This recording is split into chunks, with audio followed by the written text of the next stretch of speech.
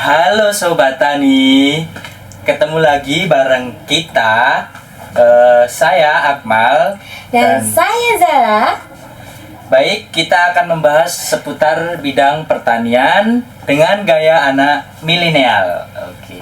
Nah, di era sekarang nih teman-teman, kita nggak cuma bicara tentang kenyang, tetapi tentang efisien dan juga sebuah kualitas. Apalagi sekarang kita sudah ada teknologi smart farming, contohnya yaitu color sorter. Kira-kira apa itu? Yuk kita tanya pendapat langsung dari Mas Surya. Mas Surya adalah mahasiswa PKP yang bergelut di dunia teknologi pertanian. Halo Mas Surya. Halo Mas Surya. Oke. Oh baik Mas Surya, mungkin bisa perkenalan terlebih dahulu atau bisa menyebutkan fun fact-nya. Oke Mas. Siap. Kita ngobrol santai. Sebelumnya perkenalkan, saya Surya Pranata dari Prodi PKP Angkatan 21. Di sini saya bekerja di bidang pergabahan khususnya dan juga di bidang peternakan, yaitu ayam petelur. Sebelumnya itu saya itu nggak ada niat untuk terjun di bidang pertanian. Saya itu dulu awalnya itu kan mantan atlet. Nah, Atlet apa nih Mas? atlet balap sepeda. Wih, gokil keren banget. sekali Nah, Mas. pas itu kan tahun 2021 itu saya mau dikontrak ke Singapura atau Malaysia itu saya lupa, tapi bapak saya itu nggak setuju kalau saya tidak mengizinkan ya Mas ya. Terus saya disuruh kuliah. Saya kuliah itu jurusan pertama itu nggak mau ambil pertanian. Pertanian itu pilihan kedua. Terus tapi rezeki saya di pertanian. Wah, pilihan Oke. pertamanya apa nih Mas Surya kalau boleh tahu Pilihan nih? pertamanya itu ya olahraga. Oh, karena hobinya Mas Surya olahraga Ya. ya Mas ya. Tidak ada tertariknya loh pertamanya ke pertanian Malah ya. rezekinya di pertanian sampai Alhamdulillah. sekarang. Oke, plot twist, sangat plot twist ini Mas. Terus gimana nih Mas kalau Mas Surya itu beradaptasi ke bidang pertanian, padahal memang dulunya Mas Surya kan nggak minat gitu loh, tapi Iya. kok bisa beradaptasi ke bidang pertanian? Nah, Gimana? itu sebetulnya kan keluarga saya itu, terutama bapak saya itu kan mantan penyuluh. Oh, S2-nya juga di WNS. Nah, itu Iya. saya kebetulan meneruskan usaha orang tua sampai saat ini. ada usaha gitu Mas. Tahun yaitu kuliah semester tahun 2021-2022 itu sebetulnya nggak niat kuliah karena jurusannya itu nggak Nggak sesuai, sesuai, lah. nggak suka ya Mas ya. Nah, Oke. terus tahun 2023 itu ya udah mulai menggeluti Di bisnis, dunia pertanian ya Mas ya. bisnis keluarga saya itu. Belajar Khususnya dari situ ya Mas ya berarti ya. khususnya di gabah. Oh, Oke. seperti itu. Mm. Oke nih Mas Surya nih, kita mau langsung masuk ke pertanyaan yang serius tetapi tetap santai aja nih. Ya, Ya Mas, oke. Untuk secara definisi itu Mas, apa sih mesin color sorter itu Mas? Dan kenapa perannya itu sangat krusial di bidang smart farming tersebut Mas? oh iya, oke. Kalau untuk color sorter sendiri itu kan mesin untuk sortir beras. Sebetulnya itu kan dari kan bahannya itu kan gabah. Iya. Gabah itu kan kalau rice millnya kan nanti gabah dari karung itu dituang ke bawah. Nanti otomatis itu ada elevator buat naikkan gabah itu, nanti masuk ke mesin pecah kulit. Habis Wah. itu terus kan turun Turun. hasil kan gabah dikelupas itu kan nanti namanya PK, PK. pecah kulit. Nah, itu nanti masuk ke mesin poles. Habis dari mesin poles itu turun kan udah jadi beras itu. Nah, beras itu masuk ke elevator kedua, terus nanti ke mesin color sortir Oh. buat nyortir berasnya tadi. Jadi itu misal apa, kalau berasnya kurang putih atau kan nanti ada yang kayak menir seperti itu, brokennya. Nah, itu nanti bisa dipilah seperti Bila itu. pakai mesin tersebut tadi ya Mas ya, color Iya. sorter itu. Oh, Gokil Jadi- banget, gokil banget.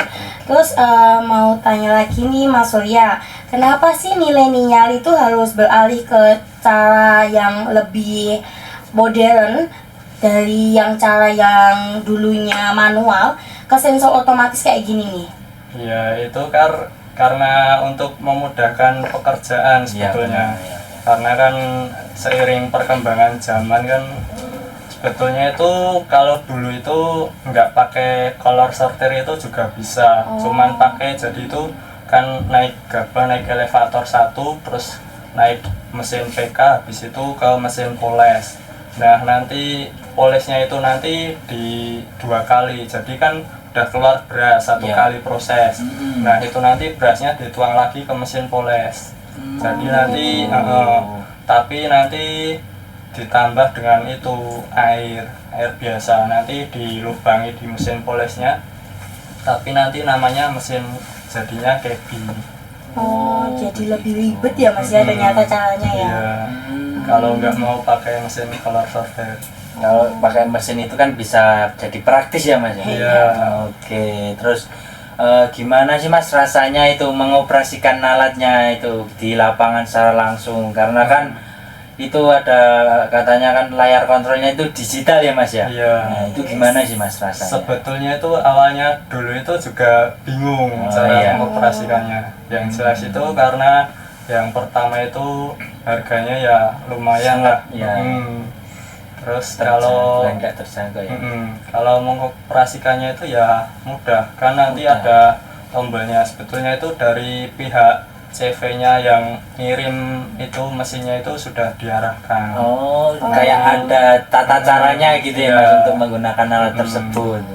Itu ada kerjasama ya Mas ternyata dari yang punya alat itu ke Iya. Masnya. Oh, Kan gitu ya. saya kan ikutnya juga kebetulan saya ikut di itu pengusaha penggilingan padi terbesar di Indonesia. Wih, apa itu Mas kalau boleh tahu tuh? Itu singkatannya itu Perpadi. Perpadi. Oh, Iya. perpadi itu ya Mas ya. Iya.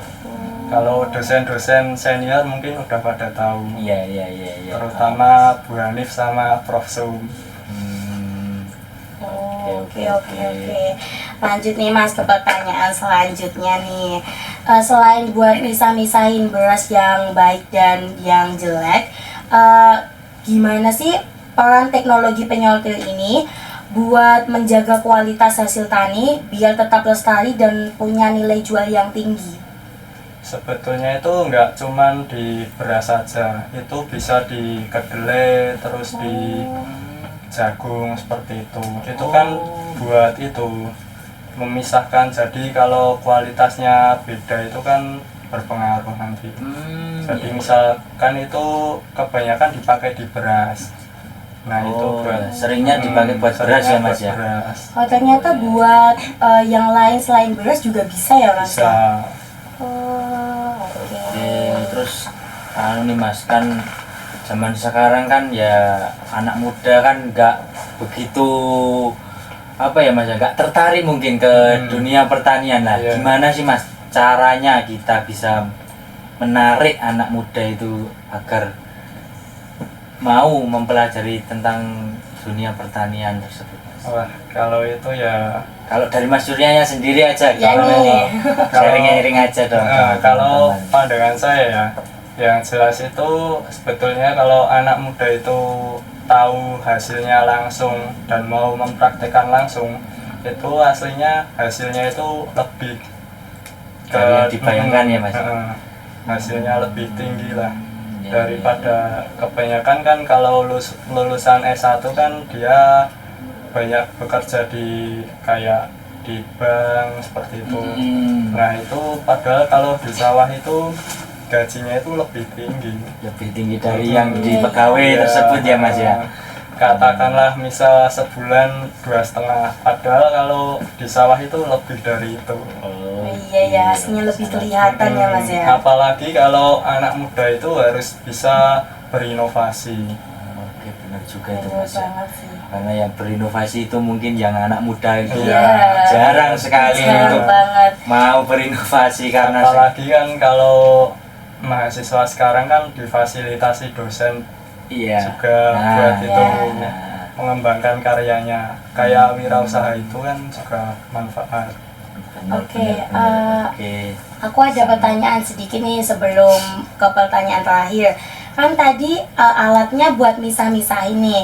Apakah ada teknologi lagi buat pengemasan ataupun buat pengepekan untuk dijual agar nilai jualnya bisa lebih tinggi, Mas? Ada. Oh, ada Itu ya? kan nanti kan setelah apa itu di color sorter kan nanti masuk ke mesin silo. Mesin silo itu buat penampungan beras. Nah, nanti kan kalau mesin silo itu kayak bak seperti itu, nanti ada corongnya. Nah, ya. terus nanti kan tinggal di bawahnya itu kasih karung sama timbangan. Jadi misalkan kalau beras 25 kilo, nanti tinggal ditimbang terus dijahit seperti itu. Dikemas ya Mas ya? Dikemas. Buat ngemasnya itu masih pakai cara manual, pakai tangan atau udah ada alatnya lagi? Itu dua-duanya ada Oh, sebetulnya. dua-duanya ya? Sekarang sudah ada, Oh, kan gitu. perkembangan zaman. Itu dari Mas, ini aku mau nanya nih, itu usahanya dari keluarga Mas sendiri kan ya? Ya. Itu mungkin boleh nih apa nama usahanya apa nih Mas, di sama tempatnya di daerah mana sih Mas? Oh, siap. Kalau usaha saya kebetulan namanya UD Surya Putra Wahana Oh.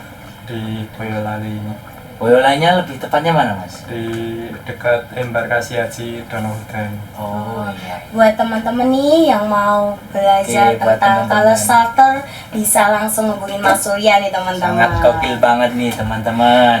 Oke Mas Surya, kita udah masuk ke pertanyaan sesi terakhir nih. Aku mau tanya, harapan Kak Surya itu buat kemajuan teknologi pertanian di Indonesia itu apa?